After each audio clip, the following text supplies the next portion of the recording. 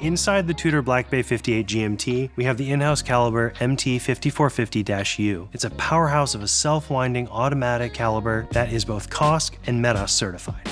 METAS, or Master Chronometer, is a certification given out by the Swiss Institute of Metrology. Now what that means is they've already tested this watch by COSC, which means that it goes through its full power reserve, 65 hours. This watch is tested above and beyond its 200-meter depth resistance, and beyond even that, it's accurate to 0 to 5 seconds a day and up to 15,000 gauss. Another fun fact about the TUDOR Black Bay 58 GMT is that it's the first commercially available METAS GMT movement by TUDOR.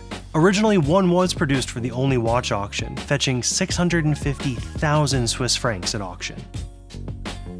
Let's talk about this case specifications.